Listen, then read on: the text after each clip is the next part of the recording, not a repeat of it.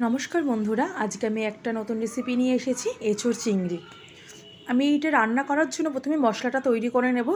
এর মধ্যে আমি নিয়েছি পেঁয়াজ, আদা, রসুন আর টমেটো আর গোটা জিরে দিয়ে এটাকে আমি পেস্ট করে রেখে দেবো।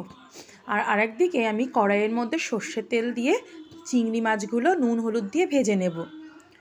গরম তো পড়ে গেছে, এঁচোড়ে উঠেছে বাজারে। তোমরা কারা কারা এঁচোড় চিংড়ি রান্না করে খাওয়া হয়ে গেছে কাদের কাদের আমাকে কমেন্ট করে জানিও। আমার এখনও খাওয়া হয়নি, তাই আমি আজকে করলাম।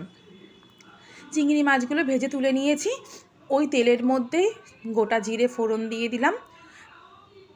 জিরেটা ভাজা হয়ে গেলে টুকরো টুকরো করে রাখা আলুগুলো দিয়ে দিলাম। আলুগুলো একটুখানি বড় বড় করে টুকরো করেই কাটবো, তাহলে দেখতেও বেশ ভালো লাগে।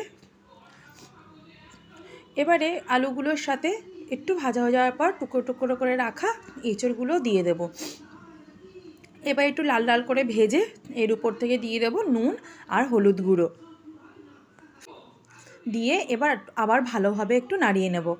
আর আমি যে মশলাটা করে রেখেছিলাম তোমাদের প্রথমেই দেখিয়েছি, সেই মশলাটা দিয়ে দেবো। এবারে এর উপর থেকে দিয়ে দেব, তোমাদের পরিমাণ মতো দিয়ে দেবে তোমরা চিনি, আর দিয়ে দেবো লঙ্কার গুঁড়ো। আর কোনো মশলা লাগবে না।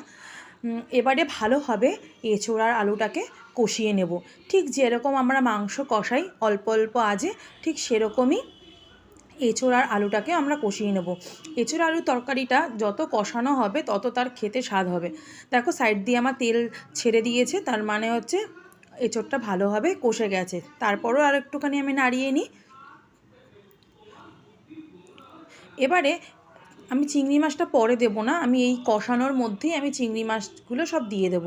চিংড়ি মাছগুলো দিয়ে এই মশলার সাথে আমি আবারও কষিয়ে নেব।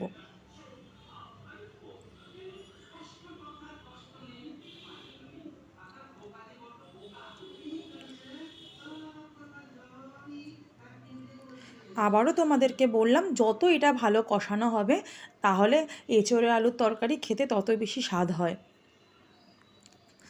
এবারে আমি একটু পরিমাণ মতো একটু উষ্ণ গরম জল উপর থেকে দিয়ে দিলাম। একটু উষ্ণ গরম জল দিলে তোমাদের তরকারিটাও ভালোভাবে সিদ্ধ হয়ে যায়।